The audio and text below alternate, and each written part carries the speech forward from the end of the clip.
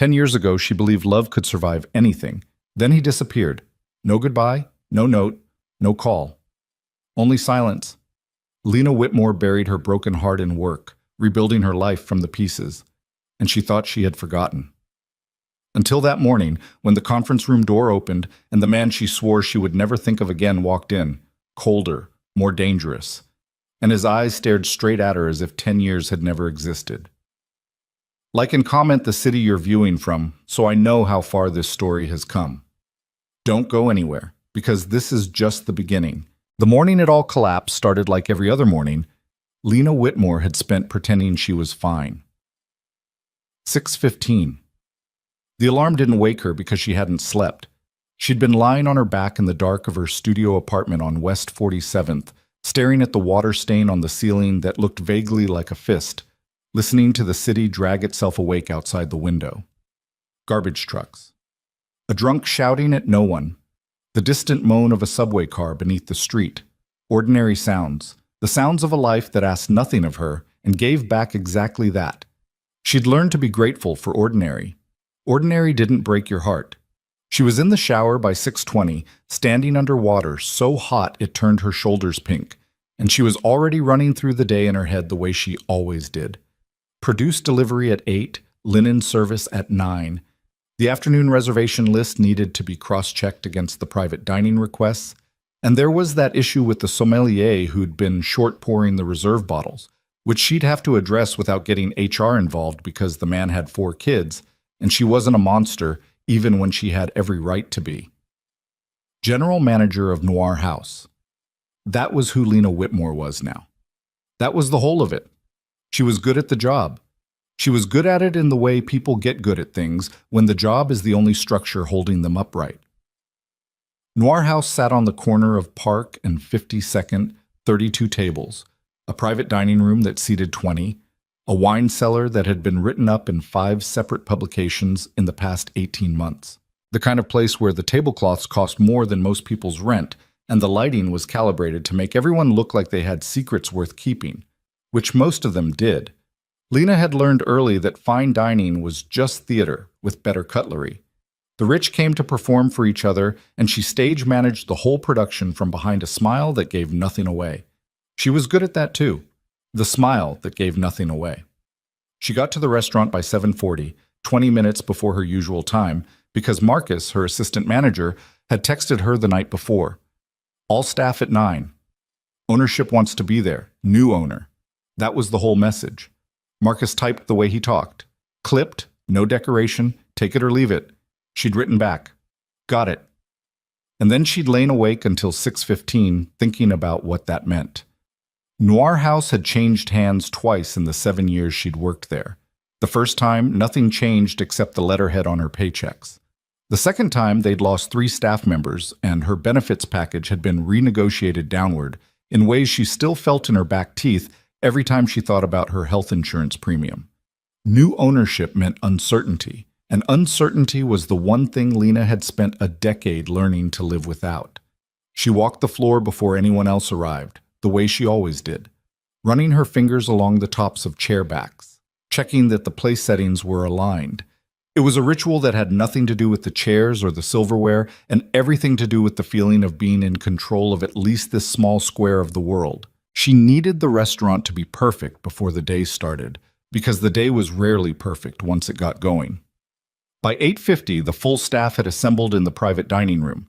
15 people arranged around the long mahogany table and spilling along the walls, cooks still smelling of the supply run, servers in their civvies since the early shift wasn't due to start for hours. The mood was the specific kind of nervous that happens when nobody knows whether they're about to be reassured or gutted. Lena stood at the far end of the table and kept her face arranged into the expression she'd practiced in the bathroom mirror for years.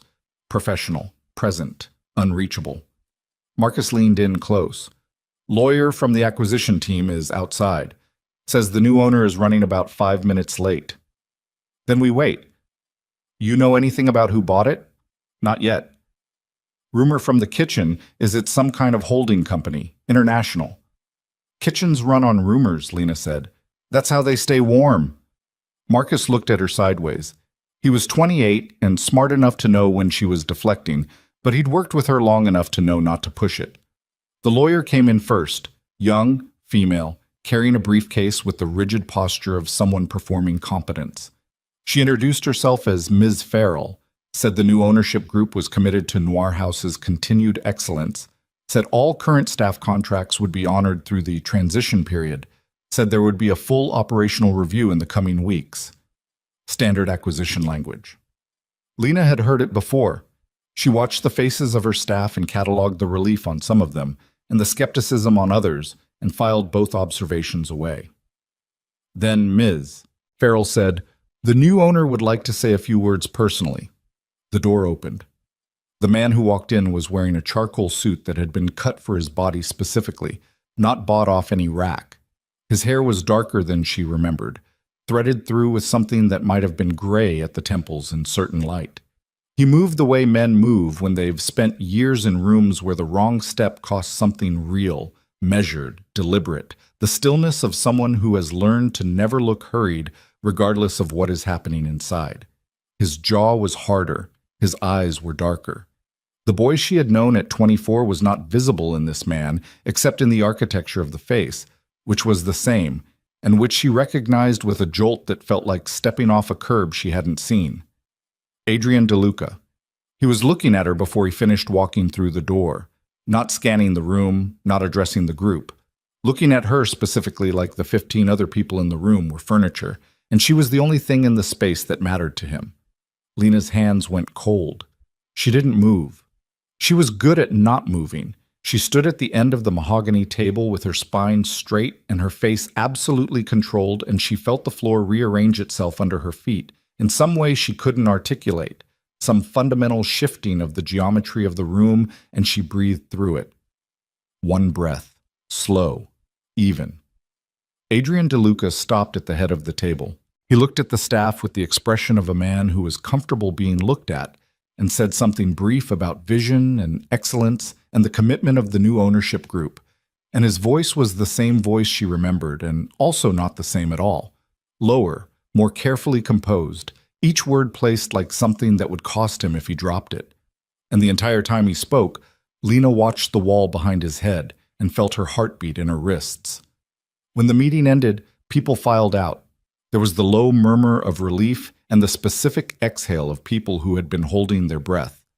Lena moved toward the door with everyone else. Ms. Whitmore. His voice. Just her name.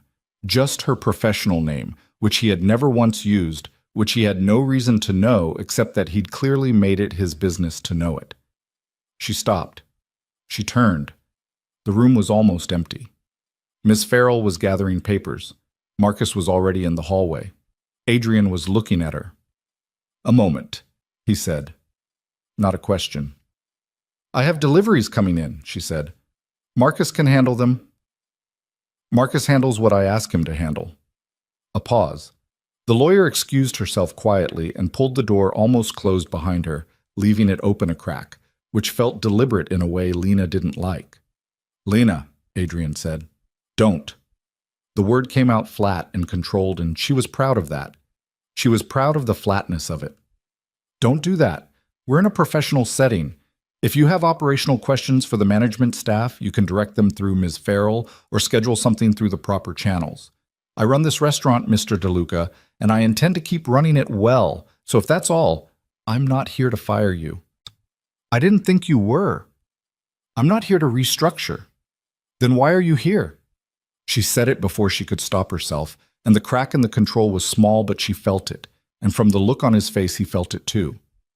He looked at her for 3 full seconds without speaking. There was something in his face that she refused to name.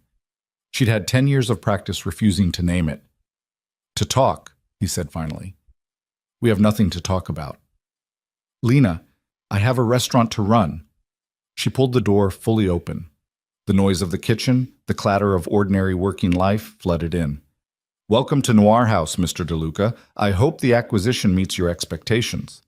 She walked out. Her hands were still cold. She kept them at her sides, fingers loose, and she walked to her office and closed the door and stood with her back against it in the quiet for exactly 45 seconds before she trusted herself to move again. She'd built this life out of the rubble of the one he'd destroyed. She was not going to let him walk back into it wearing a suit that cost more than her monthly salary and a look on his face like he had any right to explanations. The produce delivery came in at 8:04. The linen service was 11 minutes late. The sommelier, when she finally cornered him in the wine cellar at 11:30, turned red and admitted the short pouring, and she handled it without involving HR, and he looked at her like she'd shown him mercy, which she had, because she was capable of it even when she didn't feel like being. The lunch service ran clean. A four-top complained about the temperature of their entrees, and she comped their desserts, and they left satisfied and tipped 22%, which was better than most. The restaurant ran. That was what restaurants did and what she made them do. She was good at it. Adrian did not appear on the floor during service. She didn't look for him, and she didn't ask, and she told herself the fact that she was aware of his absence meant nothing. It was during the gap between lunch and dinner prep, when the kitchen went quiet and the waitstaff sat family meal and Lena usually caught up on paperwork, that Marcus knocked on her office door and came in carrying a look she didn't like. "You should probably know," he said, sitting down across from her without being asked, which he never did, which meant whatever he had to say was serious enough that he'd decided comfort was less important than speed, that the ownership group sent over a full benefits package revision today, effective immediately. Lena looked up from her laptop. "How bad?" "That's the thing." Marcus set a printed sheet on the desk. "It's not bad, They added medical, full coverage, no deductible, dental, vision, all staff, the prep guys, the dishwashers, everyone." She stared at the paper. "They also backpaid 3 months of what the previous package should have covered," Marcus said, effective retroactively, like they knew exactly what was cut. Lena said nothing. She picked up the paper and read it twice and set it back down. "That's unusual," she said. "Little bit, yeah." "Who authorized it?" "The acquisition team, but it came with a note that the directive was from ownership directly." She looked at the paper again, then at the wall, then back at the paper. "Anything else?" Facilities sent over the renovation approval list, the capital improvements that were approved in the first week of the new ownership. Marcus set another sheet down, this one longer. New prep stations in the kitchen, updated point-of-sale system, resurfaced the private dining room floor. Oh, and they approved the exhaust vent replacement on the 3rd floor that you'd been requesting since last February. The exhaust vent. She'd put in 4 separate maintenance requests about the 3rd floor exhaust vent. The previous ownership had denied all 4 on cost grounds. "Anything else?" she said again, and her voice was careful the way her voice got when she was working very hard to sound like she didn't care about the answer. "They also quietly cleared the debt on Jamie Reyes's garnishment," Marcus said, watching her. "The wage garnishment that was coming out of his check.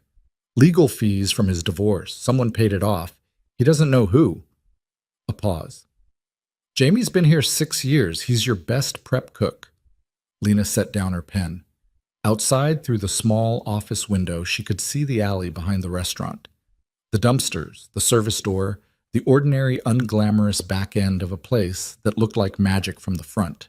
She looked at it for a long moment. "These feel like coincidences," she said. "They feel like a lot of things," Marcus said carefully. "Go make sure the 4:30 reservations are confirmed." He stood up. He stopped at the door. "Lena, you know this guy, the new owner?"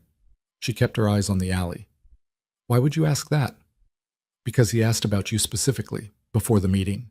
Asked Farrell who the GM was. She told me." The silence stretched long enough that Marcus understood it was his cue to leave. He left. Lena sat alone with the benefit sheet and the renovation list and Jamie Reyes's cleared debt and the particular weight of a man's name she hadn't let herself speak in 10 years. And she thought about the exhaust vent, the one she'd requested 4 times and been denied 4 times. And she thought about the fact that someone would have to have read every single one of those requests to know about it. And her hands went cold again the way they had in the morning. It was just past 3 o'clock when she went looking for the acquisition files. She had clearance. She was the GM. The transition documents were accessible through the shared drive the legal team had set up during the acquisition process, and she had every professional reason to want to understand the ownership structure of the place she managed. She sat at her desk and opened folder after folder with the composed efficiency of someone doing routine due diligence, and she told herself she wasn't looking for anything specific. It took her 40 minutes to find the internal investment memo. It was buried 3 levels deep in a subfolder labeled Pre-Acquisition Assessment, NYC Portfolio. 14 pages of financial analysis, market projections, and return on investment calculations. She skimmed it with the focused speed of someone who'd read enough business documents to understand their grammar, and what she understood was this: Noir House, by any reasonable financial metric, had no business being on an acquisition list for a portfolio like DeLuca Capital's. The margins were too thin. The real estate was leased, not owned. The brand recognition, while strong in its niche, didn't scale. 3 pages of the assessment were dedicated to making this exact argument in precise professional language. By any rational accounting, Noir House was not a DeLuca Capital acquisition. The conclusion of the memo didn't bother with euphemism. Recommendation: acquisition is not consistent with portfolio strategy. Flagged for review. Beneath that, in a different font, added later, she realized, added after the fact, a single handwritten note that had been scanned into the document. Acquire. A D. 2 words. No explanation, no financial justification, just the initials and the order.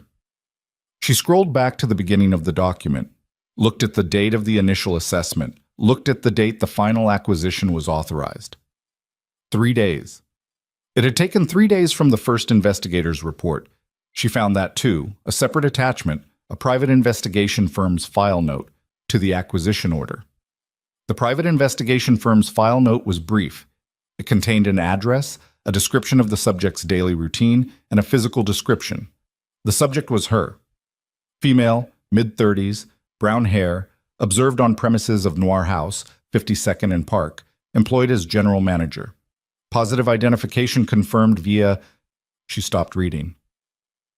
She sat with the file open on her screen in the quiet of her office while the restaurant hummed back to life around her for the dinner service, and the sounds of the kitchen warming up came through the walls, the familiar percussion of her ordinary life. And she thought about 10 years of silence and a note that said acquire and a private investigator who had been instructed to look for her specifically, and she understood suddenly and completely that Noir House had never been a real estate play. It had never been about the restaurant at all. Her phone buzzed on the desk. She looked at it without picking it up. A text from an unknown number. 4 words. We need to talk. She knew the number was his before she looked it up. She knew it the way you know certain things. Not logically, not from evidence, but from somewhere under the ribs where logic doesn't reach. She set the phone face down on the desk. Through the office wall, she could hear the first guests of the evening arriving, the low murmur of the host greeting them at the door, the clink of glassware being lifted from the bar. Her restaurant, her evening, her controlled and manageable life. She flipped the phone back over and looked at the text again. And then the second message came in, not from the same number, from a number she didn't recognize at all. And this one said something that made the cold in her hand spread all the way to her chest. Tell DeLuca that what belongs to him is now under our protection. He'll understand. Make sure she reads this. She stared at the screen. The door to the alley rattled. Not the wind. The handle. Someone trying it from the outside. Lena was across the office and had the back door to the alley in her line of sight through the small security monitor on her desk before she'd consciously decided to move. The monitor was a 4-inch screen, black and white, grainy the way cheap cameras always are, but the resolution was good enough to show her the alley was empty. The dumpsters, the service door, the loading dock at the far end. Nothing moved. The handle had stopped rattling. She stood with one hand on the desk and her breathing controlled and her eyes on the monitor, and she counted to 30. Nothing. She picked up her phone, looked at the second text again. Tell DeLuca that what belongs to him is now under our protection. He'll understand. Make sure she reads this. Make sure she reads this. Whoever had sent that message knew she had a phone, knew the number, knew she was in this building right now. She thought about the alley door. She thought about how long she'd been sitting in this office going through acquisition files, and whether anyone watching would have been able to see the light under the door, and she told herself she was being paranoid, and then immediately decided she wasn't being paranoid enough. She called Marcus. He picked up on the second ring, background noise of the kitchen behind him. Yeah. Is the alley door locked? A beat. Should be. Why? Go check it. Lena. Now Marcus. She heard him moving, a pause. It's locked. Deadbolts thrown. Who has keys besides you and me? Facilities. And whoever the new ownership team brought in this morning for the walkthrough. He paused again. What's going on? Nothing. Thank you. She hung up. She stood for another moment. Then she picked up her phone, went to the text from the unknown number, the second one, the threat that wasn't quite a threat, and she forwarded it to the first number, to Adrian's number. She typed one word below the forwarded message. Explain. She put the phone in her pocket and went to run her dinner service because the restaurant didn't stop, because her life was disintegrating, and because the work was the one thing that had never failed her. He replied 11 minutes later. She felt the buzz against her hip during the middle of a conversation with the head server about a VIP reservation in the back corner booth, and she finished the conversation completely before she stepped into the service corridor and read the message. Where are you right now? Not a question. The period at the end where a question mark should have been. She typed back, my office. Why? His reply came in under 30 seconds. Stay there. Don't go back to the floor. I'm sending someone to you. Her jaw tightened. She typed, you don't give me orders in my own restaurant. His reply, Lena, please. That word, that one word. She stood in the service corridor with the sounds of the dinner service running behind her and the phone in her hand and the word, please, from a man who had vanished from her life without a single explanation for 10 years. And something shifted in her chest in a way she didn't want to examine. She went back to her office. She stood. She didn't sit, because sitting felt like compliance. He came himself. She hadn't expected that. She'd expected one of the men in dark suits she'd seen flanking him that morning, the silent geometry of a security detail doing its job. Instead, it was Adrian who knocked on her office door 8 minutes after his last message, who opened it when she didn't answer, and who stepped inside and closed it behind him, and in the small cramped space of her office that smelled like printer paper and cold coffee, he looked bigger than he had in the boardroom. The suit jacket was gone. His sleeves were rolled to the forearm. He looked at her, then at the security monitor on her desk, then at her phone, and his jaw did something complicated. You forwarded it to me right away, he said. You didn't call the police first. I don't know what it means yet. It means they know where you are. He crossed to the monitor and looked at it. The alley was still empty. It means they've been watching. Who are they? He didn't answer immediately. He turned from the monitor and looked at her the way people look at problems they've been dreading, with a kind of exhausted recognition. Adrian, her voice came out flat and hard. Who sent that message? People who want to use you to get to me. Why would they use me? She held his eyes when she said it.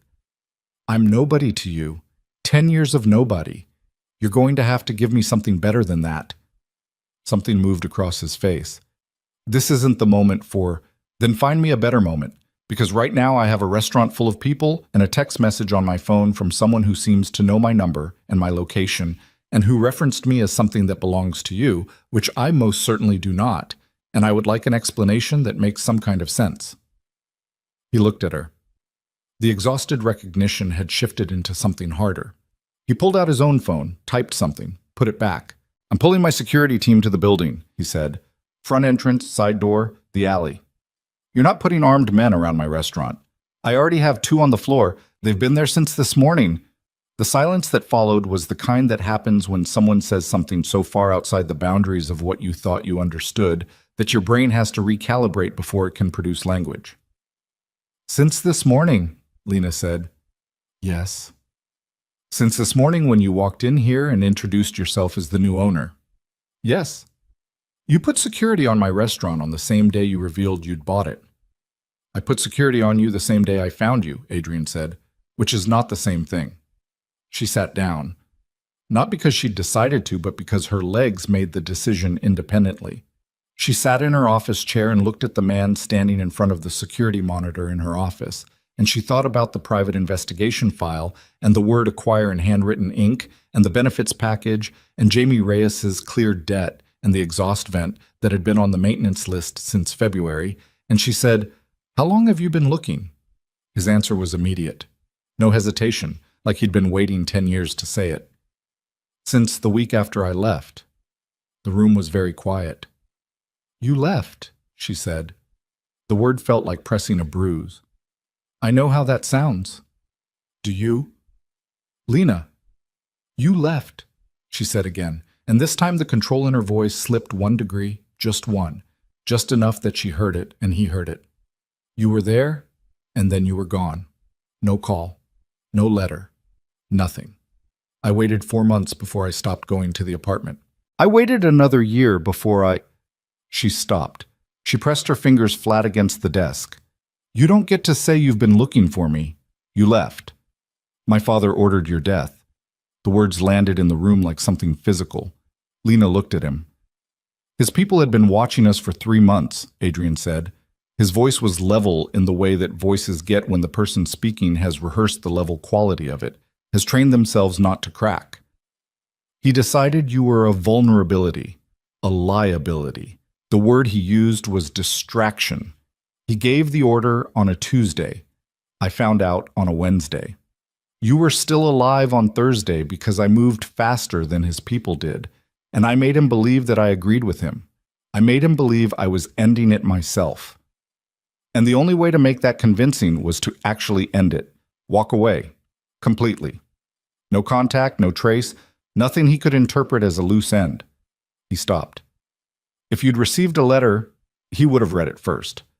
If I'd called, the call would have been monitored. Any contact was a reason for him to doubt me, and if he doubted me, he'd finish the job himself." Lena said nothing. "I had 2 hours to become someone who didn't love you," Adrian said. "So I did. I became that person completely, in every visible way, because your life depended on how convincing I was. The air in the office felt wrong, pressurized, like before a storm. Your father," she said finally, "is dead. 3 years ago." A pause. "It didn't make it safe to find you immediately. There were others who'd have used you to get to me just the same. But I looked. The whole time I looked." She wanted to say something clean and definitive. She wanted the words that would put him on the other side of a line she could hold. But she was sitting in an office in a restaurant he'd bought. Had bought for no financial reason, no rational business purpose, only because someone had spotted her here. And the text message was still on her phone and the alley door had rattled. And the story he was telling her had the terrible texture of something true. "I need to run my service," she said. "Lena, I need to run my service." She stood up. "Your people can stay outside. I want them invisible. I don't want my staff frightened. I don't want anyone asking questions. If you want to talk more, it happens after service. Not before, not during." He looked at her for a long moment and then nodded, one short movement. He picked up the jacket he'd left draped over the chair by the door. "There are 3 of them," he said, stopping with his hand on the doorframe. "The families who sent that text. Conti, Marrero, and a third group that goes by a name I don't say in public buildings. They've been consolidating for 8 months. What they want isn't money. What they want is leverage over me, and the quickest path to that has always been, 'Get out of my office,'" Lena said. "Not angry, just clear, definitive. Please." He left. She stood behind her desk for 60 seconds. Then she tucked her phone in her pocket, checked that her face was correct in the small mirror by the door, and went to run the rest of her service. It was the hardest service she'd run in 7 years. Not because anything went wrong. The kitchen performed cleanly. The floor staff were sharp. A 12-top corporate table in the private room kept the revenue numbers healthy. It was hard because she was running it with a man's confession detonating in slow motion somewhere behind her sternum, and the knowledge that there were people in the building she couldn't see who were there because someone outside had decided she was useful as a weapon. She kept her face correct the whole time. She was good at it. It was Marcus who found her during the 9 o'clock lull, the brief quiet between the last entrees going out and the dessert rush beginning. He materialized at her elbow the way he did when he had something she wasn't going to like. "The tall guy by the bar," he said, speaking low and close. "Expensive jacket, nursing the same scotch for an hour, and the woman near the side entrance reading the same page of her book for 40 minutes. I know. They're not guests. I know, Marcus. They work for the new owner. Yes. He was quiet for 3 steps. Then, Lena, what the hell is going on? I'll explain when I can. She glanced at him. He was looking at her with the expression of someone who had worked alongside her long enough to know the difference between professional composure and a woman holding herself together with the structural integrity of a building that's already taken the hit and hasn't fallen yet. Trust me until I can. You know I will, he said, but I want it on the record that I don't like it. Noted. She made it through the rest of service. 9:40, last table gone, kitchen breaking down. She stood at the pass and watched her team move with the efficient choreography of people who knew their work, and she thought about 10 years. She thought about the apartment she'd left behind, the forwarding address she'd deliberately never filed, the 3 different cities she'd moved through in the first 2 years, not running, she told herself, just moving, just building. She thought about the morning she'd stopped checking the door when she heard a knock, the morning she'd understood he wasn't coming back, and how she'd decided that the thing to do was to stop expecting him and build something that didn't require him. And she had. She had built something solid and professional and genuinely good, and it had been enough. It had been almost enough. She found Adrian in the empty bar after the last staff member had clocked out. He was sitting on a bar stool with a glass of water, not scotch, not anything, and he was looking at his phone, and when she came through the door, he put the phone away immediately, like he'd been waiting and didn't want her to know how long. She sat down 2 stools away from him. She didn't look at him. She looked at the bottles behind the bar, the organized geometry of them, the way the light caught the glass. Ask me something true, she said. He didn't hesitate. Are you all right? No. A pause. Were you ever going to tell me? If the situation had been different, if none of this had happened, if you'd found me some other way and nobody knew, and there was no threat, would you have told me the truth? He was quiet long enough that the silence became its own answer, which was not the answer she wanted. I don't know, he said finally. I told myself I would. I told myself that was the point. Find her, explain, give her the choice. But I found you 3 days ago, and the first thing I did was arrange protection instead of knocking on your door. So. He stopped. I don't know. She nodded slowly. That was the most honest thing he'd said, and she knew it was the most honest thing, and she hated that it made him more credible, not less. What do they want? She said. Specifically, not leverage in the abstract. What's the end goal? There's a vote happening in 6 weeks.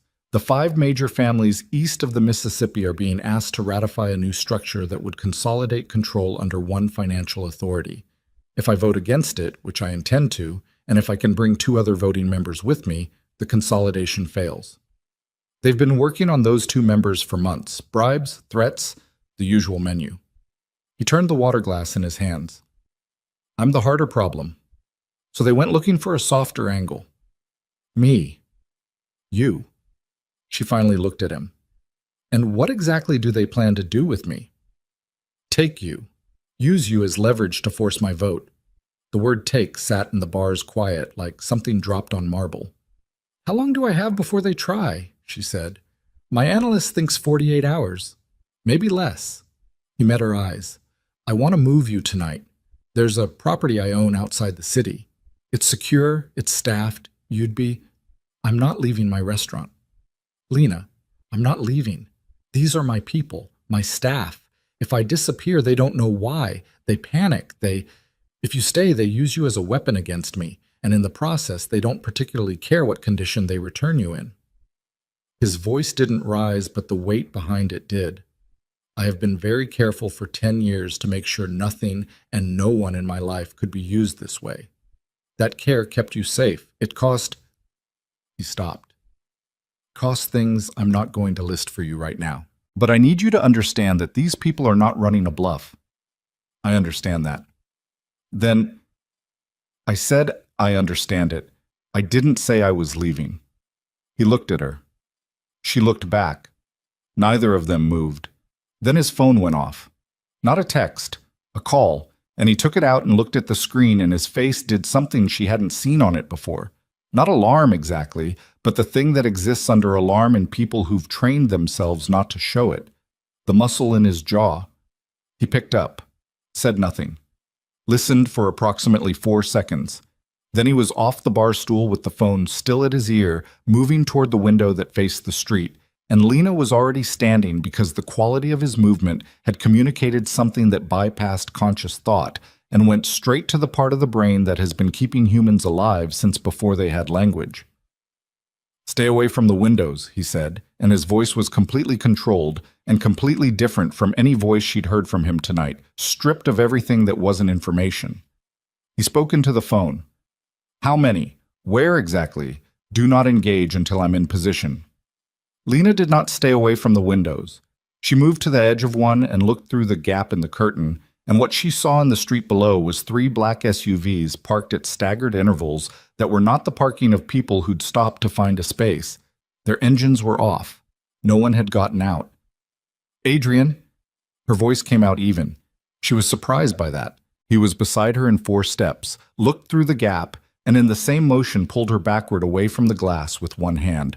Firm, not rough, but with the absolute certainty of someone who has made the calculation about acceptable force. "We're going now, bub," he said. "My staff, all gone." I verified.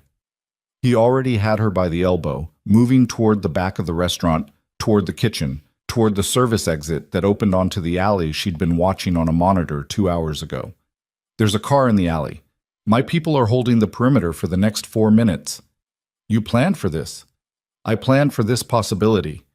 They went through the kitchen, through the stainless steel and residual heat of the ovens, through the back door into the alley where the night air hit her face cold and sharp and real. A black car, not an SUV, something lower and less conspicuous, idled at the alley's far end with its lights off. A man she didn't know was standing by the rear door and opened it when he saw them. She got in. Adrian got in behind her. The door closed. The car moved. "Where are we going?" she said. "Somewhere safe." "That's not an answer." "North." He had his phone out again, typing. "The estate I mentioned. We'll take secondary roads. It's 2 hours." Through the rear window, she saw the lights of the street they'd been parked on, the restaurant's facade with its unlit sign, the ordinary corner that had contained her life for 7 years. Getting smaller. "My keys are inside," she said. An absurd thing to say. She said it anyway. "I'll have someone retrieve them." She turned back around. The city moved past the windows. She felt the shape of the night rearranging itself around her, the old architecture of her life giving way to something she hadn't chosen and couldn't yet see the dimensions of. And she gripped the door handle not to open it, but because her hands needed something solid. They were 2 blocks from the restaurant when the car in front of them braked hard. The driver said one word. Sharp, terse. Not a word she could hear clearly over the sound of her own heartbeat. Adrian reached across her without explanation and pushed her head down below the window line, and in the same instant the night outside the car went white with headlights, a vehicle coming fast from a side street. And she heard the sound.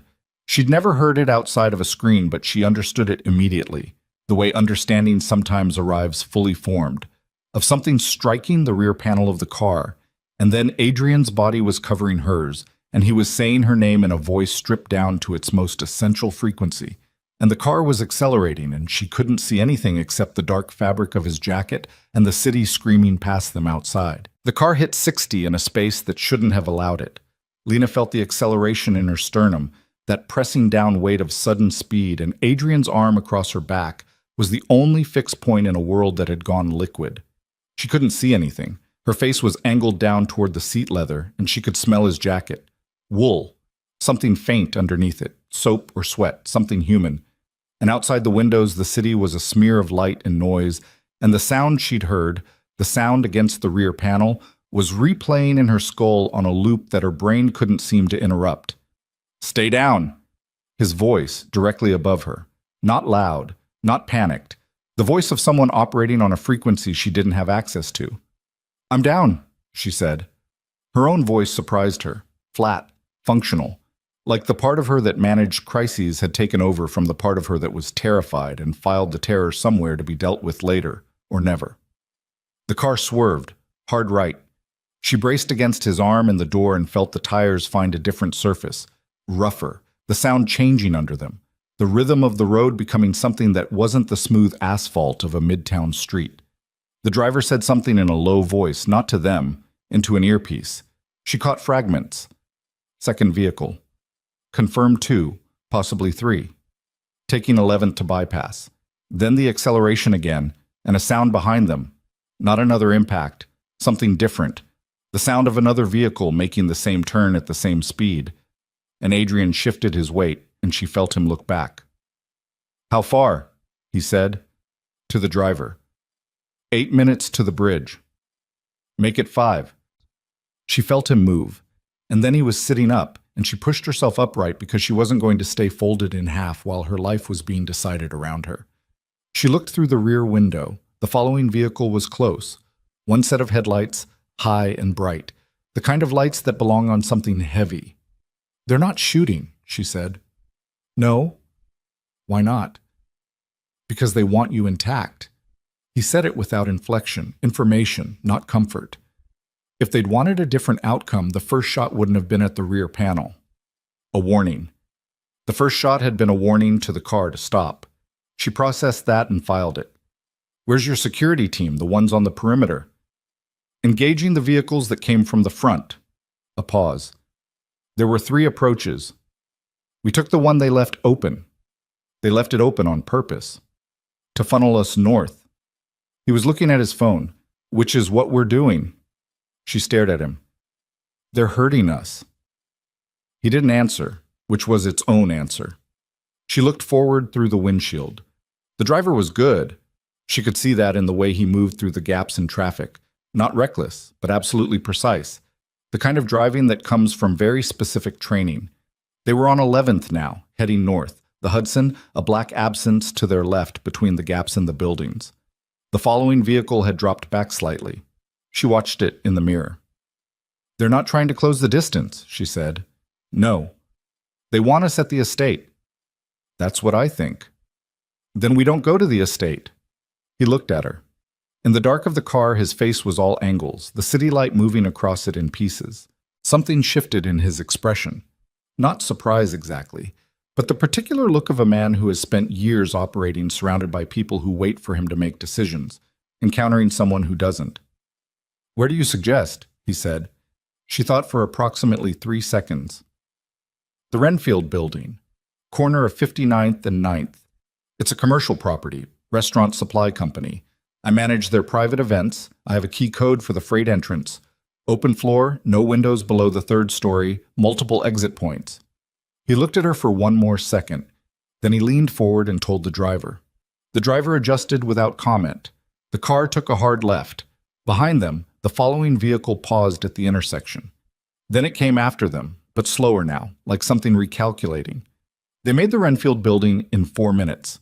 The driver pulled into the freight bay with the lights off, navigating by the ambient glow from the street, and stopped inside the vehicle bay with the security gate closing on a remote that the driver produced from somewhere. Darkness. The gate's mechanical noise as it finished closing. Then quiet, relative quiet, the muffled sound of the city outside and their own breathing. "They saw where we turned," the driver said. "Yes," Adrian said. "Stay with the car. Engine on."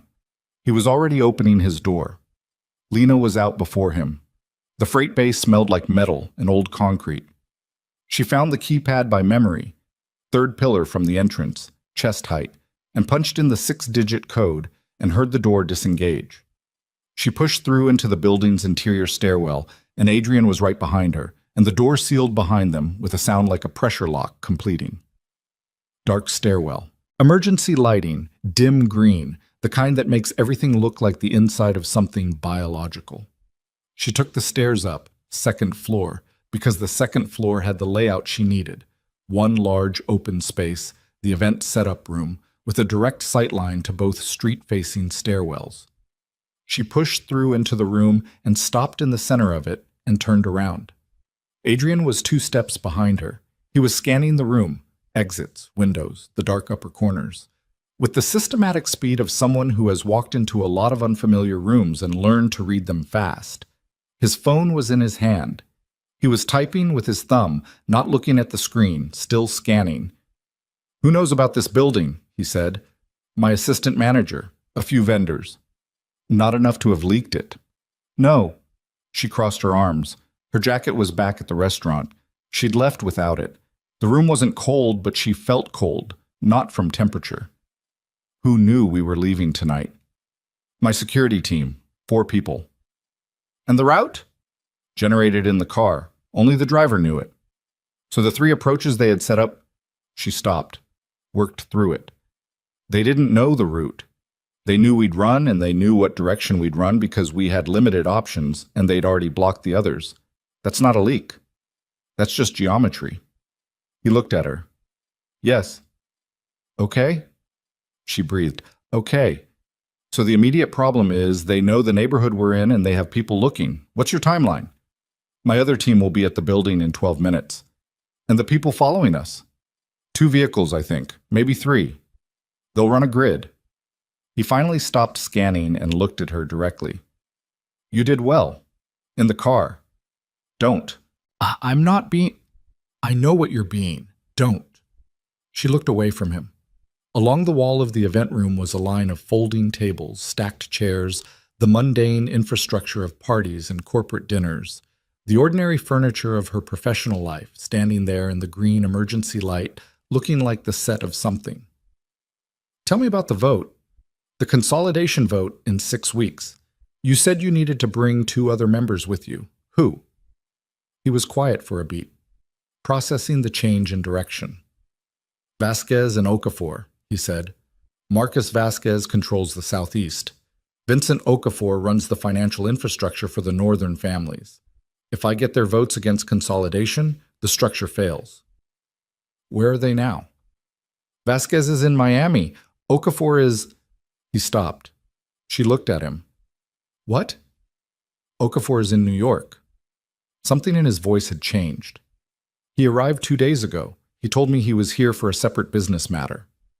But I haven't been able to reach him in 14 hours.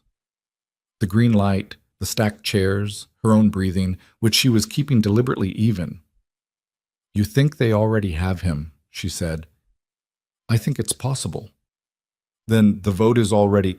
Not necessarily. Without Vasquez, it still fails. They need a majority. They can't manufacture one. He was typing again. I need to verify Okafor's status. Do it.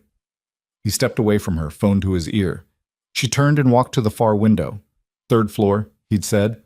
No windows below the 3rd, they were on the 2nd, so she stood to the side of the window frame and looked down at the angle of street she could see. Nothing yet. A delivery truck? A woman walking a dog. She listened to Adrian speak in low, terse sentences behind her, and she thought about the second message on her phone, the one that had said, make sure she reads this.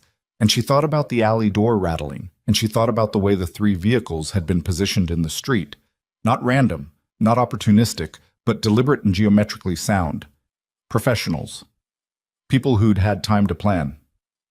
Time. She turned back. Adrian had ended the call. His face in the green light had done something new, tightened around the eyes and jaw in a way that she recognized from years of watching people receive bad news at dinner tables, the physical geography of a person absorbing something they didn't want to be true. Tell me, she said. Okafor, he said. And then he stopped. Started again. Okafor was found an hour ago, in his hotel room. A pause that had weight in it. He's alive. He'll stay alive, but he's not... He won't be attending any votes. She said nothing. Let the silence do its work. They move faster than I calculated, Adrian said. The control in his voice was doing something she hadn't heard it do before, straining, slightly, at the edges. 14 hours ago, everything was still in motion. Now, Okafor is out. They have 2 vehicles running a grid around this building, and Vasquez... He pulled out his phone again, looked at something on the screen. His face went very still. Vasquez just sent a message to my financial advisor, encrypted. My team intercepted it. What does it say? He looked up at her. It says he's abstaining from the vote. She processed that. So without Okafor and with Vasquez abstaining, the consolidation passes. Which means... Which means 6 weeks from now, Every criminal operation east of the Mississippi answers to one authority, with consolidated financial infrastructure and the kind of political reach that doesn't get dismantled by federal investigations or... He stopped, looked at his phone, looked at her. My financial advisor, Carver. He's the one Vasquez contacted. The words came out spaced, deliberate. Not me. He contacted my financial advisor instead of me. The silence in the room changed texture. Lena felt something shift in her understanding of the night's geometry. She watched Adrian's face work through it in real time, watched the moment the implication became a conclusion, and she saw what it cost him. How long has Carver been with you? She said. 9 years. Does he have access to Okafor's hotel booking? A pause. Through my travel coordination system, yes. Does he know about the Renfield building? Another pause. Longer. I had him run event insurance for a function here last spring. He looked up. He has the address. She was already moving toward the stairwell door. We need to go, she said. Right now. This building is... The sound that came through the floor beneath them was not loud, but it was specific. The controlled mechanical sound of a security gate being overridden. Not forced, overridden. With a code. She stopped with her hand on the stairwell door. Behind her, she heard Adrian say one quiet word that she didn't repeat. Then his hand was on her arm. Not the firm grip from the car, something different, more urgent. And they were moving through the stairwell door together and up, not down. Because down was where the sound had come from, and up was the only remaining direction that hadn't been taken from them yet. 3rd floor. She hit the door and it opened, and the 3rd floor was different from the 2nd. Not an event space, offices, a long corridor of frosted glass doors, dark. She went left because left took them away from the street-facing side and toward the building's rear, toward the secondary freight exit she'd used twice before when an event ran late, and the main entrance was locked by the building's overnight timer. Adrian was on his phone. He'd stopped speaking aloud. He was texting, fast, the tap of his thumbs the only sound, besides their footsteps on the corridor floor. My team, he said low, redirecting to rear of building. 2 minutes. We might not have 2 minutes. I know. She found the rear stairwell. It smelled different from the front one. Older, used less, the air stale and industrial.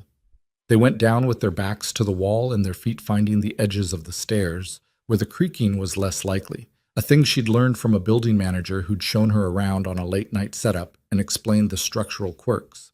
She held that memory like a tool and used it. Ground floor. The rear freight exit was a single metal door with a crash bar. She looked at Adrian. Once that opens, we're committed, she said. Whatever's on the other side. My team is on the other side. Or Carver's people are on the other side. He met her eyes. Yes, or that. 1 second, 2. She hit the crash bar. Cold air. The back alley, different from Noir House's alley. Wider, running between 2 commercial buildings, lit by a single working streetlight at the far end. 2 figures 20 feet away, dark jackets, and she felt Adrian's body tense beside her before she heard him exhale. Walsh, he said, to the nearer figure. Report. Clear on the south approach. North has 1 vehicle we haven't identified. Your instruction? Hold. Adrian moved them both toward the car that was idling at the alley's far end. Different vehicle from the one they'd arrived in. He opened the rear door for her and she got in, and he followed and the car was moving before the door finished closing. She sat back. Her heart was doing something it had been doing for the past 40 minutes that she'd been refusing to acknowledge.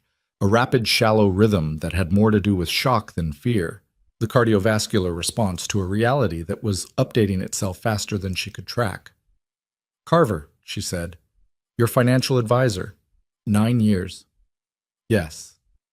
He was feeding intelligence to all 3 families. That's what the pattern suggests. He knew about Okafor's hotel. He had access to the Renfield building's codes. He knew your security team's communication protocols well enough to know when your perimeter would be down. She watched the alley disappear behind them. How long? I don't know. Guess.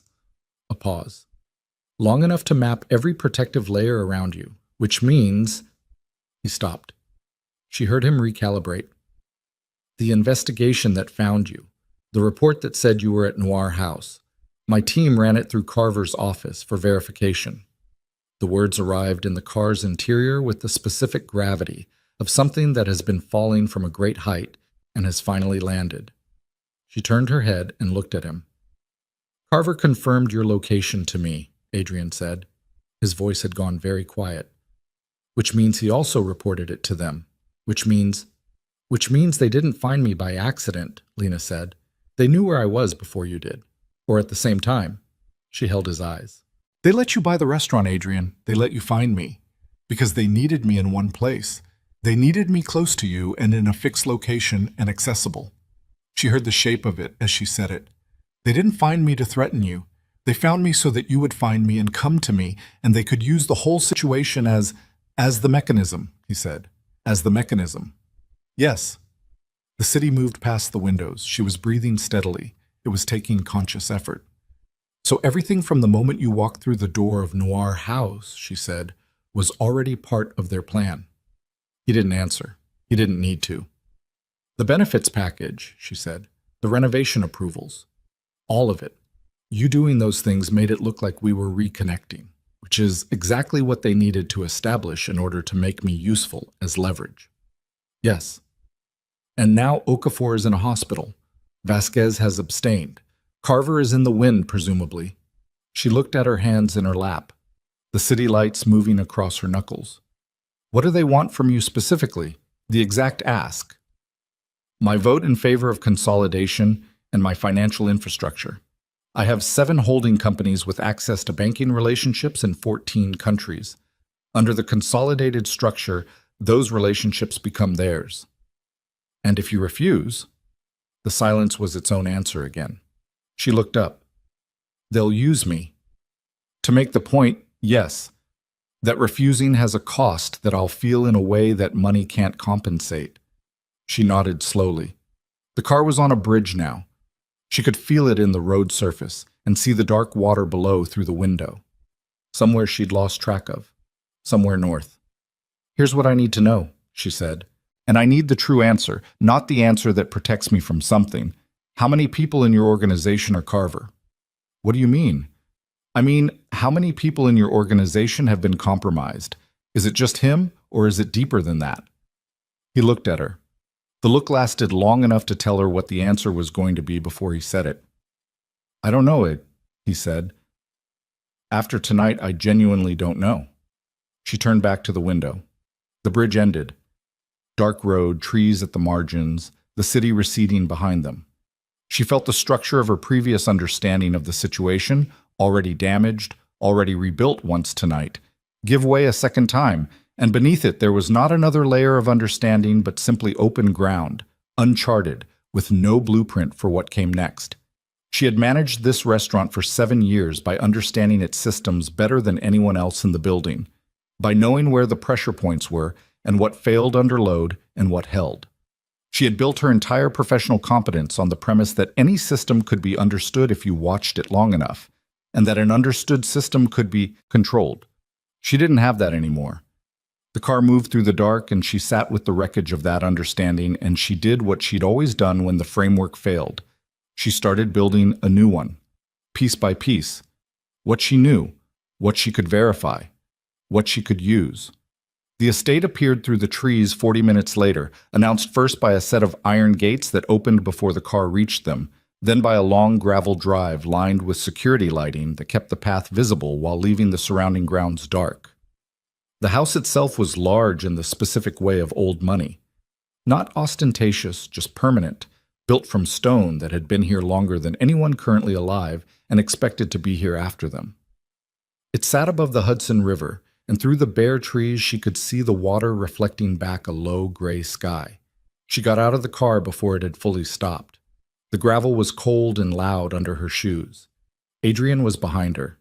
The estate's interior was warm, high-ceilinged, lit by actual lamps rather than overhead fixtures. A man she didn't know met them inside and spoke to Adrian in rapid, low tones. Names she didn't recognize. Adrian listened and his face processed, and he gave 3 short directives, and the man moved. Carver, Adrian said, turning to her. He left New York 6 hours ago. Private airfield in New Jersey. Destination unknown. He knew you'd figure it out eventually. He knew I'd figure it out tonight. He was already running when we were at the Renfield building. Adrian moved toward a room off the main hall. A study, she saw, as she followed. Walls of books and a desk with monitors and the specific air of a room where actual work happened. He wasn't just feeding them intelligence. He was coordinating. Coordinating what? Adrian sat at the desk and opened something on one of the monitors. He turned it toward her. A calendar. She looked at it and saw the date 6 weeks out circled in red, the consolidation vote, and around it a constellation of other dates and notations that she couldn't fully interpret but whose density communicated their significance. The gala, he said. He pointed to a date 4 days out. My annual fundraiser, here, at this estate. I have 140 people coming, politicians, business contacts, journalists. I host it every year. It is the single most covered event in my legitimate public calendar. He looked at her. Carver helped plan it. He knows the layout, the guest list, the security configuration, the catering team.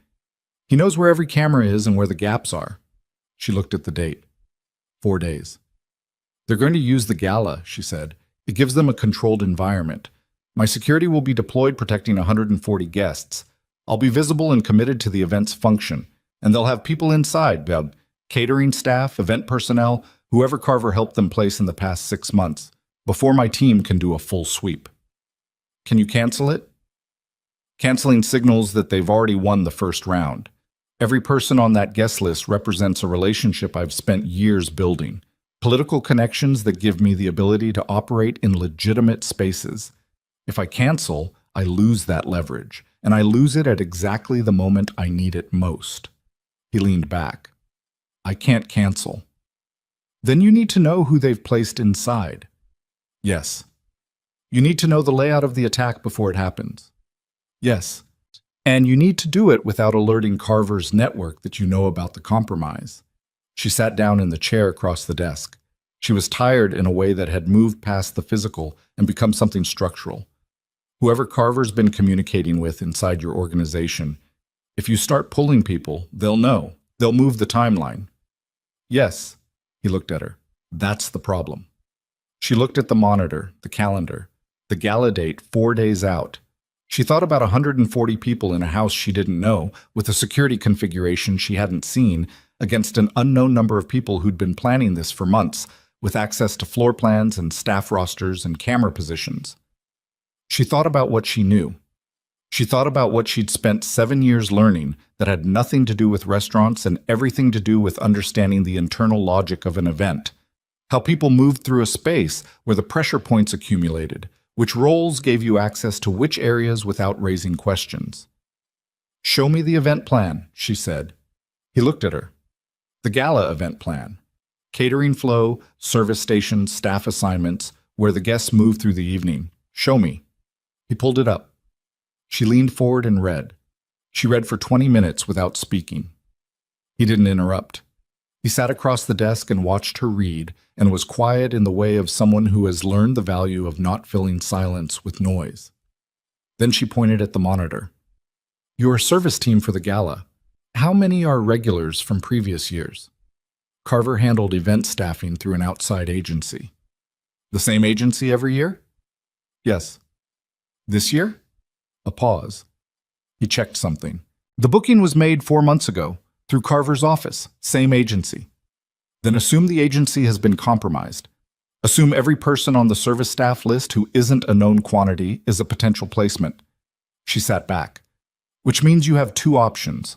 You either replace the entire service staff, which signals the compromise and collapses your timeline, or you find a way to monitor each placement throughout the event without their knowledge. Or, he said, I use someone who understands event service well enough to identify a placement by behavior, not by background check. She looked at him. You've run events in that capacity for 7 years, he said. You know what service staff looks like when they're actually working, and you know what it looks like when they're not. You want me at the gala. I want you where you're most effective. I'm most effective behind a desk with a laptop and a spreadsheet. That's not true, and you know it. He held her eyes. You read that event plan in 20 minutes and identified the staffing vulnerability that my entire security team missed. You got us out of the Renfield building. You mapped the threat geometry in the back of a car in the middle of an active situation. You are not someone who belongs behind a desk. She said nothing. I'm asking, he said. Not ordering. The distinction was deliberate and she noted it. I know you are, she said. Give me until morning.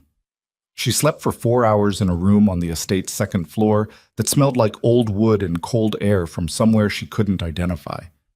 4 hours was what her body took, and then she was awake, sharp, the way she always woke. No gradual return, no confusion about where she was. She knew exactly where she was. She lay in the dark and thought about Carver.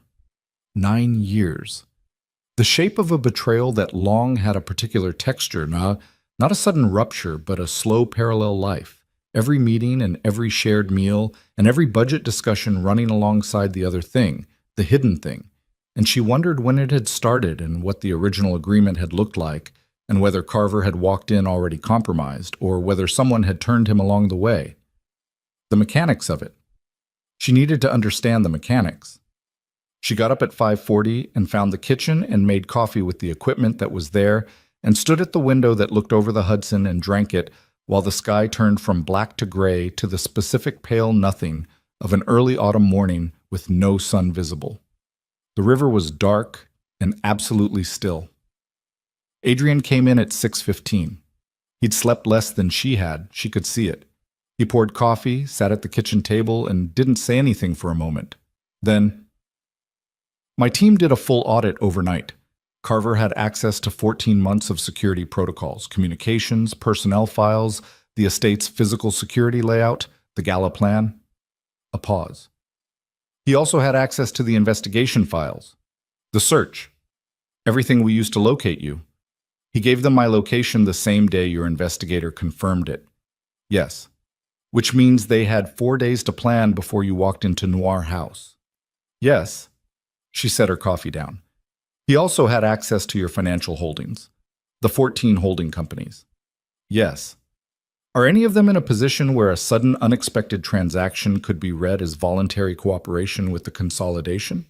He looked up from his coffee. What are you thinking? I'm thinking that if Carver gave them your financial infrastructure access, they don't actually need your vote. They could manufacture the appearance of your cooperation, sign documentation in your name, move assets through the right channels, make it look like you've already agreed to the consolidation framework. She watched his face. Has your legal team checked the holding companies since last night? The pause that followed was not long, but it was complete. He picked up his phone. The conversation he had lasted 11 minutes. She listened to his side of it. Terse questions, the specific vocabulary of financial structures that she understood in outline, if not in detail. And she watched his face, and what she saw there was not panic, but something colder, more dangerous.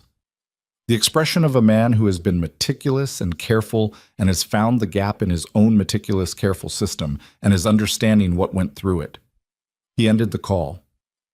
2 of the holding companies, he said, documents dated 3 weeks ago. My signature. He stopped. It's not my signature, but it will pass initial scrutiny. They're already in your financial house. Yes.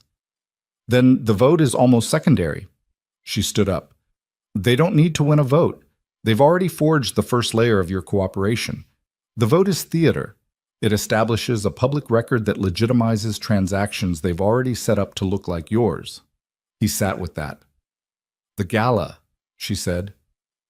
4 days. They need you visible and publicly cooperative before anyone examines the forged documents closely enough to challenge them. The gala is where they make the picture complete. Or where they take you, he said quietly, and use that to make sure I don't publicly challenge the picture. She picked up her coffee.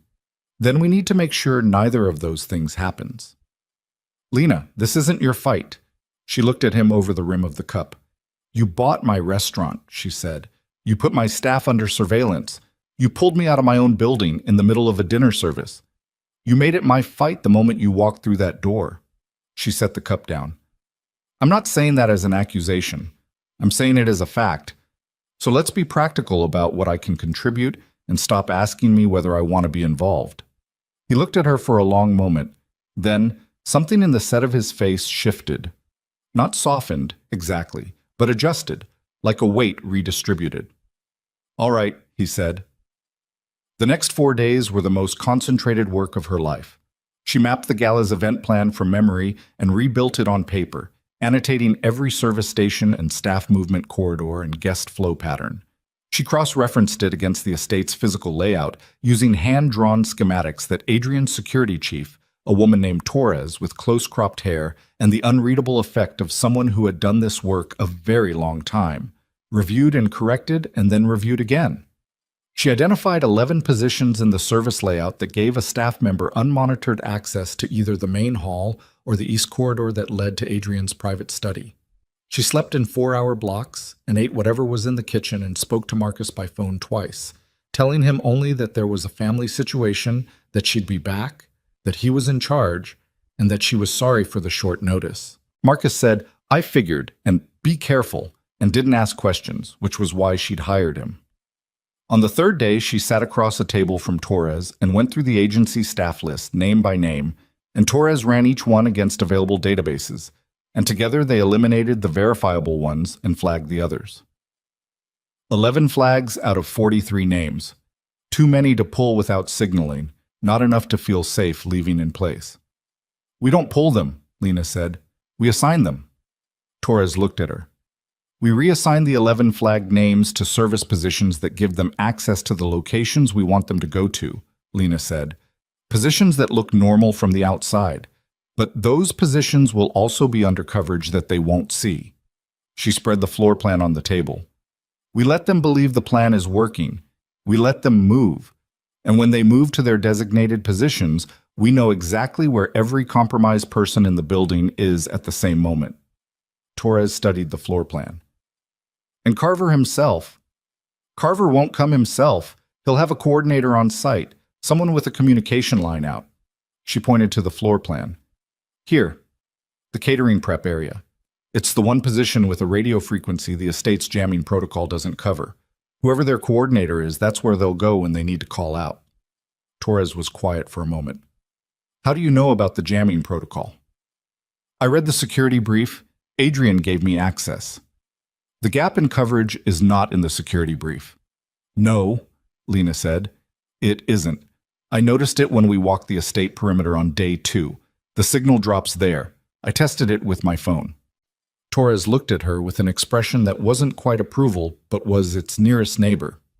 The gala opened at 7 in the evening under a sky that had turned cold and clean, the first real cold of the autumn, and the estate's exterior lighting made the grounds look like something from a life that was entirely different from the one Lena had been living for the past 4 days. Cars arrived. The 140 guests, politicians, lawyers, journalists, the carefully assembled social infrastructure of a man who moved in both worlds, filed through the main entrance and into a space that Lena had reordered without any of them knowing it. She was in the kitchen, not as a guest, dressed for service, dark clothes, an earpiece that Torres had configured, her hair up and her face neutral and her hands steady. Exactly where she needed to be to see everything without being seen by anyone who wasn't looking for her specifically. Torres was in the security room. Adrian was on the floor, working the room with the practiced ease of a man who had done this 100 times, who could hold a conversation about emerging market investment strategies while monitoring the position of every person in a building through a security feed, which was exactly what he was doing. The first hour was quiet. Champagne. Small plates. The murmur of 140 people performing their social functions. At 8:15, Lena saw the first flag move. A server she designated, one of the 11, a man whose name in the staffing file was Gabriel Rice, who Torres's database had flagged as a registered alias, moved from his assigned station at the East Bar to the corridor that led past the private study. Not urgently, not conspicuously, with the practiced invisibility of a good service professional, which he was not but had been trained to appear to be. She spoke into the earpiece, low. "Flag 1 is moving east corridor." Torres's voice came back. "We have him." "He's not going to the study. He's going to the stairwell behind it, the secondary stairwell." "Why?" "Because the secondary stairwell has a window at the first landing. overlooking the main hall, a position. She was already moving through the kitchen toward the rear service passage. He's going to get eyes on the floor from above. He's a spotter. A beat. That's not in the plan. It's not in our plan. It's in theirs. She was moving fast now, the service corridor narrow and lit by fluorescent strips, her shoes quiet on the rubber-matted floor. Torres. Who has the secondary stairwell? No one. We didn't assign it. Put someone there now. She heard Torres give the order. She kept moving. She came through the service door at the base of the secondary stairwell, and she was looking up the stairs, and she could see the man, Gabriel Rice, or whoever he actually was, on the landing above her with his phone out and his back to her, and she could see him typing, not talking, typing, and she understood that the frequency gap she'd identified and that Torres's jamming wasn't covering was exactly where he was standing. She went up the stairs. He heard her on the 4th step. He turned. She said, "You're in the wrong part of the building." He looked at her. He made a calculation she could see him making. She was one woman. He was a trained operative. The math should have been simple. But she'd thought about this moment for 4 days, and she had 4 days of sleep deprivation and cold coffee and the specific rage of someone whose life had been picked up and shaken until it came apart. And when he reached for the phone to complete whatever transmission he'd been in the middle of, she was already moving, her hand closing on his wrist before he could complete the motion, and she drove his arm back against the stairwell wall with the full weight of 4 days of accumulated fury behind it. The phone skittered off the landing railing and fell.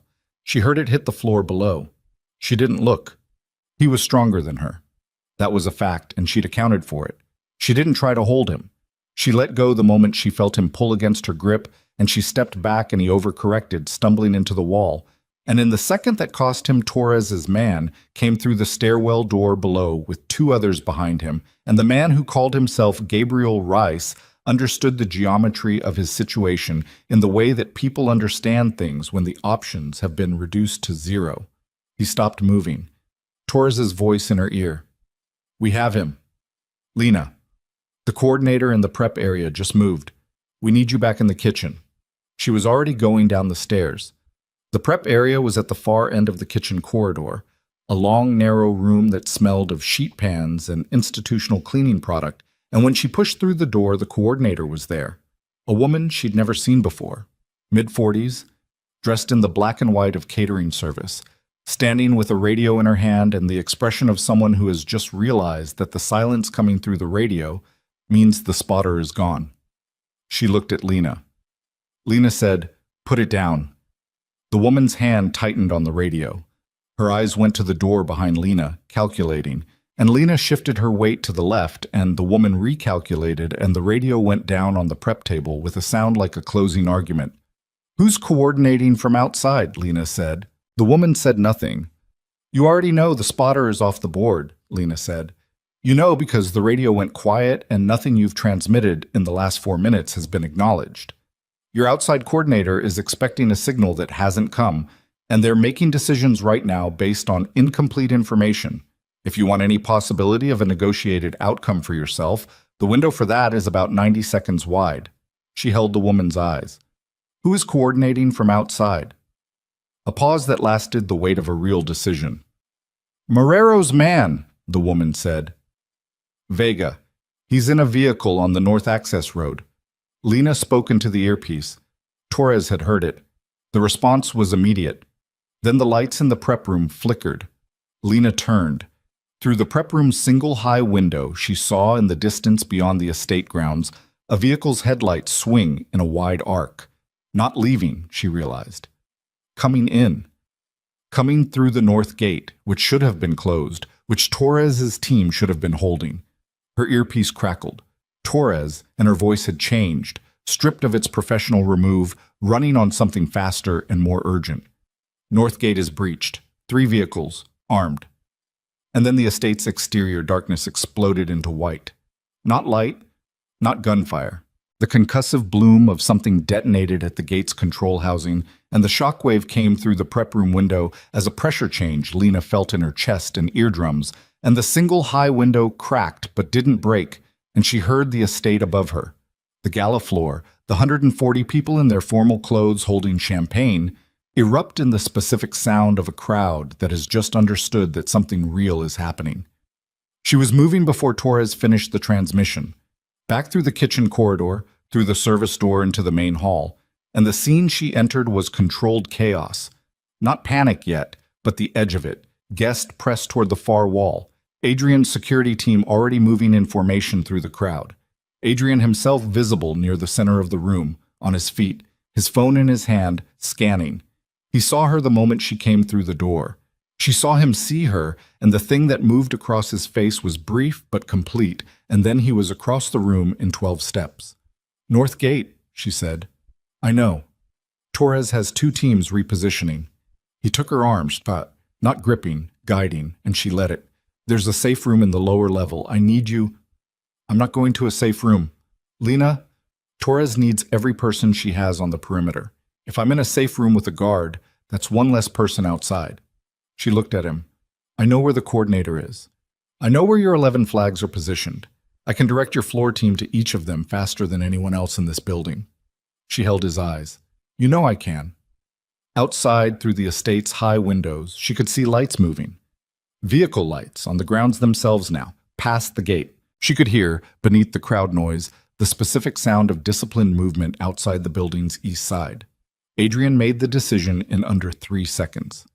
"Stay next to me," he said. "Every step." "Every step," she agreed. What followed was 47 minutes that she would spend years reassembling in the right order. Torres and her team held the east wing.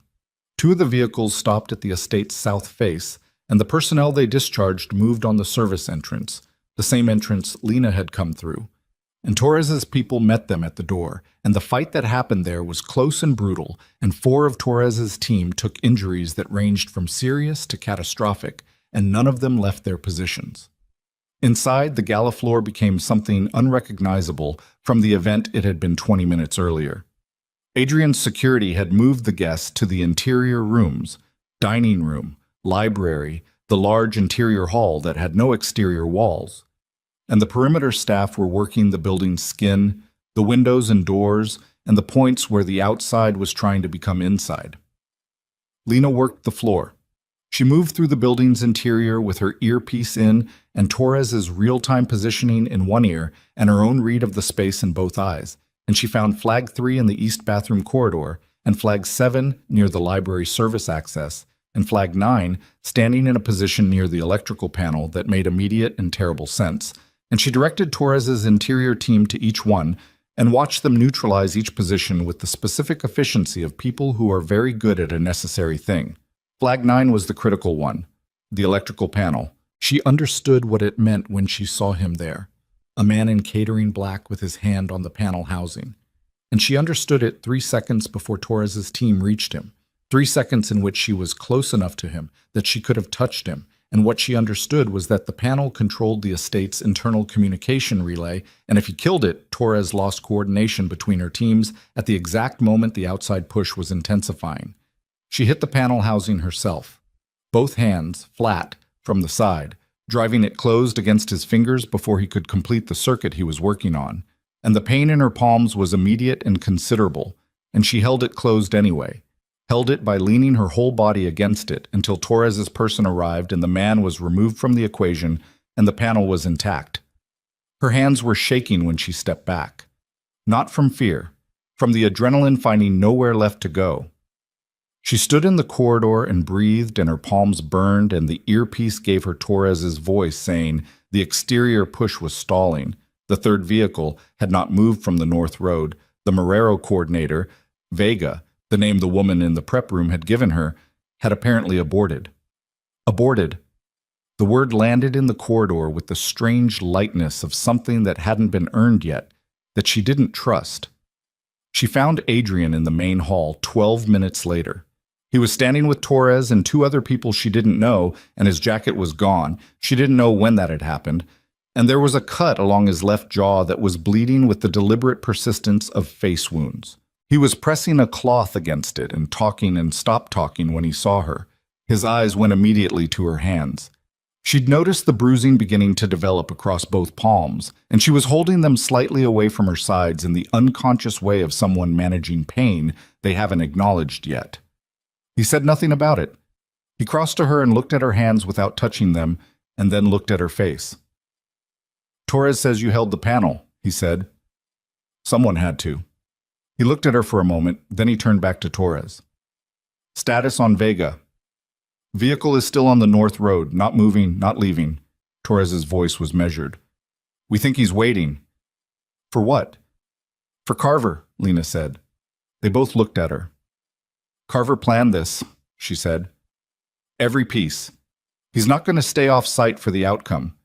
He needs to be here for the final negotiation, the moment where he presents you with the situation as it stands and makes the ask for your formal cooperation. He needs your face, your signature, your visible agreement. She looked at Adrian. He's coming. Vega is holding position because Carver told him to hold until he arrives. The silence lasted 4 seconds. Can we verify his location? Adrian said, to Torres. We've been trying to track his aircraft since New Jersey. Last confirmed ping was 3 hours ago over, Torres checked her phone, Eastern Pennsylvania. 2 hours out, Lena said, maybe less. Adrian nodded once. He made 2 calls in rapid succession, speaking in terse half-sentences that she could parse and outline. Legal contacts, she thought, and something else. Something she didn't have the vocabulary for. He ended the second call and stood for a moment with the phone in his hand. There are 2 federal agents on the guest list tonight, he said. He looked at Lena as he said it, like he was deciding something about her while he said it. Personal relationships, not official. They're here as guests. Carver knows they're here, she said. He had the guest list. Yes, but he doesn't know what I'm about to tell them. He went to find his federal agents. Lena sat down on a bench in the main hall and held her bruised palms open against her thighs and let the building settle around her. The sounds of the estate recalibrating, Torres's team cycling through post-contact protocol, the muffled noise of 140 guests being managed through their collective shock in the interior rooms, the distant sound of the north gate being resecured. The sounds of a crisis finding its shape on the other side of its worst moment. She thought about Carver. 9 years at Adrian's side, which meant 9 years of watching the machinery of a life that operated in 2 registers simultaneously. The legitimate public face and the other thing underneath it. Long enough to understand exactly which levers moved which parts. Long enough to build a parallel map of the whole structure and sell it to the people who wanted to own it. She thought about the spotter's phone falling through the stairwell, the small sound of it hitting the floor. She thought about her own hands on the electrical panel, leaning her whole weight against it, and the specific quality of that decision. Not heroic, not calculated, just the response of someone who had identified the problem and had the position and the body to solve it with. She'd done it the same way she'd handled 100 operational crises in 7 years of running a restaurant. The problem, the resource, the action.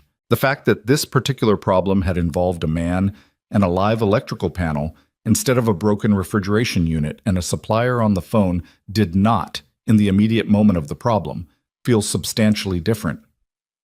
That realization sat with her on the bench in the main hall. She was still sitting there when Adrian came back. He sat next to her. Not close. 1 seat of space between them. They're making calls, he said. If Carver arrives and we can put him in a room with 2 federal agents and evidence of forged financial documents and a coordinated armed assault on a private estate, he stopped. It won't be clean. Federal investigations are never clean, but it dismantles the consolidation framework. Without Carver's financial architecture, the 3 families don't have the infrastructure to make the merger work even if the vote passes. And the vote. Vasquez's abstention was coerced. I have documentation. If the coercion can be demonstrated, he paused. It won't happen tonight. These things take months, sometimes years. The legal machinery is slow and unglamorous and expensive. He looked at her. But it will happen. She nodded. The forged signatures on the holding company documents, she said. How bad? Recoverable. My legal team was already on it before tonight. The forensic financial work will take weeks, but the trail is there. A pause. Carver was meticulous. Meticulous people leave meticulously documented trails. She almost smiled. Almost. Will he actually come? She said. He'll come. He spent 9 years building this. He's not going to watch the execution from Pennsylvania. He was right. Carver arrived at 12:40 in the morning by helicopter, landing on the north pad that the estate maintained for exactly this kind of arrival and that Carver had therefore always known about. He came with two people. He walked through the north gate that Torres's team had resecured and then deliberately, specifically reopened, and he walked through the estate's exterior and through the main entrance and into the hall where Adrian was waiting, and where the two federal agents were also waiting, and where Torres's team had the exit geometry completely covered. Lena watched it from the hallway. She wasn't in the room. She'd been asked to stay out of the room, which she'd agreed to because she understood that her presence would complicate the legal architecture of what was happening. What she could see through the hall's open doorway was enough. Carver was a lean man in his 50s with silver hair and the kind of face that had learned to be reassuring and had gotten very good at it. He walked into the room with the composure of someone who had a plan, and then he didn't have a plan, and the composure didn't crack. She'd give him that. But it changed quality, became something performed rather than felt, and she watched him look at the two agents and look at Adrian and make the calculation that she'd made herself at various points over the past 4 days. The calculation about whether the exit options were actually zero or just appeared to be. They were zero. She watched Carver understand that. The conversation that followed lasted a long time. She didn't hear most of it. She sat in the hall with her back against the wall and her bruised palms resting on her knees, and she listened to the register of voices without the words, and she thought about nothing specific, which was new, which was the first time in 4 days her mind hadn't been running at operational speed, and the quiet of it was exhausting in the specific way of something that has been held at tension for a long time finally releasing. Torres found her there an hour later. "It's done," Torres said. She sat down against the wall next to Lena with the manner of someone who does not normally sit on floors but has decided the floor is appropriate. "Carver is in federal custody. His two people are in our custody pending transfer. The agents are making additional calls." A pause. "Marrero's network is already fracturing. They're getting communications from inside. Conti is going quiet, which in my experience means they're cutting their losses and withdrawing." She looked at Lena's hands. "Those need to be looked at." "I know. I have a first aid kit." "I know. You going to let me get it?" "Yes," Lena said. "In a minute." Torres sat with her for the minute. It was a companionable silence, which surprised Lena, and she thought that under different circumstances she'd like Torres, which was an odd thought to have on the floor of an estate at 2 in the morning after a night like this one, and she had it anyway. Adrian found her 20 minutes later, her hands wrapped, and the worst of the bruising supported, sitting in the kitchen with a cup of tea she hadn't asked for, and that Torres had made appear regardless. He sat across the table from her. His jaw had been cleaned and closed with 2 small strips of tape, and the blood was gone, and he looked tired in a way that went past the physical, the tired of someone who has been waiting for a thing to end for a very long time. "It's over," he said. She looked at him. "Is it?" "The immediate threat, yes." A pause. "The legal process? No, that's years. I'll spend years in rooms with attorneys and investigators and the documentation of everything Carver built, dismantling it piece by piece. I will likely lose some of the legitimate business relationships. The political connections will need to be rebuilt from a more disclosed position." He was looking at the table. "I'll cooperate with the federal investigation. That was the agreement. Full cooperation. Full cooperation. Which means testifying about things I've done that I would prefer not to testify about." He looked up. "I'm telling you because you deserve the complete picture. Not the version that makes me easier to accept." She held his eyes. "How complete?" "There are things I've ordered in my capacity as the person who ran the DeLuca interests after my father died that I cannot make morally defensible. I can explain the context. I can explain the choices. I cannot make them defensible." He said it without flinching. "The federal agreement covers my cooperation in exchange for certain considerations, but it doesn't erase what the cooperation is about." The kitchen was very quiet. The Hudson outside invisible in the dark. "Thank you for telling me that," she said. "I need you to know who I am. Not who I was trying to be when I found you. Who I actually am." She thought about that. She thought about 7 years of her carefully ordinary life. The restaurant and the paperwork and the maintenance requests and the staff she'd fought for and the smile she'd worn that gave nothing away. She thought about the panel in the stairwell corridor in her own hands and the decision she'd made in half a second with no deliberation, the decision that had turned out to be exactly her. "I know who you are," she said. "I've had 4 days of a fairly concentrated introduction." Something shifted in his face. The exhaustion rearranged itself into something less defended. "The restaurant," she said. "Noir House. Whatever happens with the legal process, is it going to be in a position where it needs to be sold?" He considered that. Possibly, depending on how the asset review goes. Some of the legitimate holdings will need to be divested to demonstrate clean separation from the consolidated interests. He paused. "I don't want to sell it. No. But I may not have the option." She looked down at her wrapped hands. "If it comes to that," she said, "I want first right of refusal on the purchase." He looked at her. "I've run it for 7 years," she said. "I know where every problem is and how it behaves under pressure. I know the staff and the suppliers and which reviewer to call when the sommelier situation gets complicated. I know the exhaust vent on the 3rd floor has a persistent seal issue that no contractor has correctly diagnosed because they keep treating it as a mechanical problem when it's actually a structural one." She looked up at him. "I can run that restaurant. I've been running it. I'd like to own it." He was quiet for a long moment. "That's what you want," he said. "That's part of what I want." The space between those two sentences did the work that neither of them reached for words to do. She watched him understand what the second sentence meant, and she watched him sit with it with a care that she recognized as the care of someone who has learned the cost of moving too fast and is not going to make that mistake again. "Okay," he said. "Just that. Okay." She nodded. She looked at her tea. The kitchen was still and the night outside was moving toward a gray edge that would eventually become morning, and she was tired in every part of her body and her hands hurt. And she realized, with the specific surprise of someone encountering a thing they'd stopped expecting, all right, not fixed, not resolved in any clean final sense. The legal process would be what he'd said it would be. Years, rooms, testimony, the slow grinding work of accountability. Her restaurant might have to be sold and bought and legally restructured before it could be hers.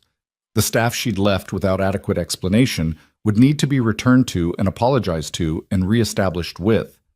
The 7 years of careful, ordinary life had been permanently rearranged, and she didn't know yet what the new shape of it was. But she was all right.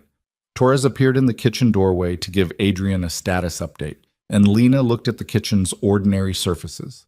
The stainless steel, the industrial equipment, the anatomy of a working room. And she thought about her own kitchen, 45 minutes south, and the way it smelled before service, the specific warmth of it, the percussion of people who knew what they were doing it well. She thought about Marcus saying, "I figured," and "be careful," and not asking questions. She thought about Jamie Reyes, whose debt had been cleared by a man who bought a restaurant because someone whispered that she was in it, and who had no idea why his check had looked different that month and had not asked, and who showed up every day and did his work with the care of someone who understood that showing up every day was itself a kind of integrity. She thought about the maintenance request for the 3rd floor exhaust vent. 4 denials. The 5th one, she'd decided, was going to be written differently. She'd been composing it in her head for weeks before everything had changed. She'd write it differently. She had the time now. When Torres was gone, Adrian sat back down. He didn't speak immediately. He poured himself a cup of tea from the pot Torres had left, and he held it. And he looked at his hands around it, and she looked at the same hands, and the 10 years between them were not gone. They were not the kind of thing that became gone, but they were no longer an absence. They had become the specific history that had produced this particular kitchen at this particular hour, these particular people with their particular damage, sitting across a table from each other in the dark before the morning. "When do you want to go back?" he said. "To the restaurant?" "Yes." She thought about it, actually thought about it, with the same practical attention she gave to everything she managed. "Tomorrow," she said. "Afternoon service. I want to be there for afternoon service." He looked at her. Something in his face that was not sentimentality but was related to it. The expression of someone seeing a thing they'd spent a long time looking for, seeing it clearly, not reaching for it, just seeing it. Okay, he said. She finished her tea. Outside, the Hudson made no sound. The grounds were quiet in the way that grounds become quiet after something significant has happened in them, a quality of aftermath that is different from ordinary night quiet.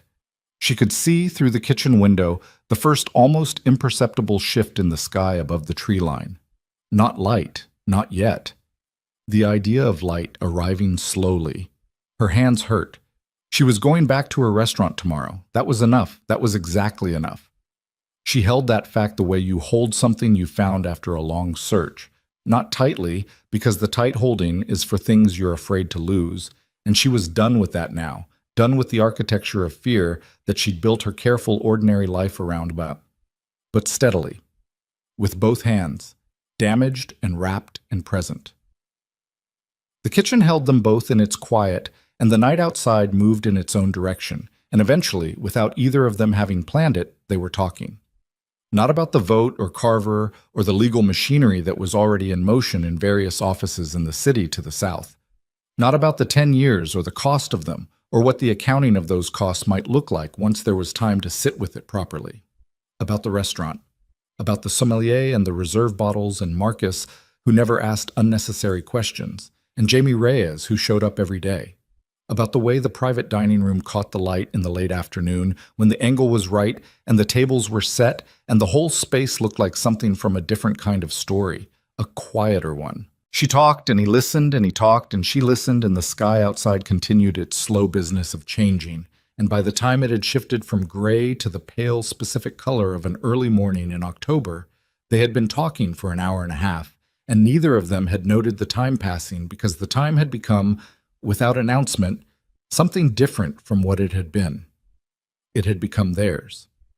The morning came the way mornings do, not all at once, not dramatically, but in increments too small to catch individually, so that you look up at some point and realize it's happened. Light on the river, the outline of trees, the kitchen in ordinary daylight, which made it look smaller and more real and like exactly what it was. Adrian drove her back to the city himself. No security team, just the car, and the two of them and the Palisades Highway running south along the river, and the city assembling itself from the distance as they went.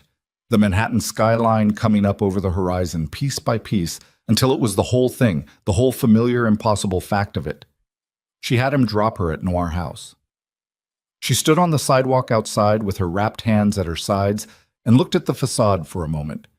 The sign, unlit in the morning, the window boxes, the brass handle on the door that she'd touched 10,000 times without thinking about it. She went in. Marcus was already there. He was in the office with a spreadsheet on the screen and a coffee going cold beside the keyboard. And when she opened the door, he looked up and looked at her hands and looked at her face and then looked back at his spreadsheet. "Afternoon service," he said. "Afternoon service," she agreed. "There's a 6 top at 4 that asked for you specifically. I'll be here at 3. He nodded. He looked back at his screen. She looked at the side of his face, the face of someone who showed up every day and did his work and asked the right questions and left the other ones alone. And she thought that she had been very lucky in this particular person, and that she had not told him so often enough. "Marcus," she said. He looked up. "Thank you," she said, "for the last week." He held her eyes for a moment. "You all right?" "Yes." He nodded once. He looked back at his screen. 3 o'clock, he said. She went to her office. She sat at her desk. She opened her laptop. On the screen, still open from the night she'd been pulled out of this room in a rush, was the acquisition document she'd been reading when the alley door had rattled. She looked at it for a moment. Then she closed it. She opened the maintenance request form. 3rd floor exhaust vent. She began to write the 5th request, the one she'd been composing in her head. And this time she wrote it as what it actually was, a structural problem, not a mechanical one. And she wrote it with the specific technical clarity of someone who had spent 7 years learning the bones of this building and knew exactly where it ached and why and what it needed to stop. She sent it. The restaurant was quiet around her. In an hour, the kitchen crew would come in and the sound of the place would start. The particular living sound of it, The thing she'd built her days around for 7 years. The thing she was going to own when the legal machinery had done what it needed to do. The thing that had been hers in practice for long enough that the paperwork was almost a formality. Almost. She sat in her office and drank the coffee she'd made and looked at the water stain on the office wall. Not the ceiling, a different stain, lower, from a winter pipe issue 2 seasons ago. And she thought about nothing important for the first time in a week. She let her mind be quiet. She let the sounds of the city come in through the exterior wall and exist without meaning anything. Her phone buzzed. A text from an unknown number. Her body tensed before she could stop it. The week's accumulated reflex, and then she looked at the screen. 3rd floor exhaust vent. Structural issue, not mechanical. I'll send someone who knows the difference. A D. She looked at the message. She put the phone face down on the desk. Then she picked it back up and typed, "The someone should be licensed and insured. I'll need documentation for the property file." His reply came in under a minute, of course. She set the phone down. She finished her coffee. Outside on Park Avenue, Manhattan continued doing what it did, loud and indifferent and inexhaustible, racing beneath its own weight, full of people building and losing and rebuilding the structures of their lives without stopping to acknowledge how remarkable it was that they kept doing it. Inside, in the small, honest space of her office, Lena Whitmore opened the afternoon reservation list and began to work.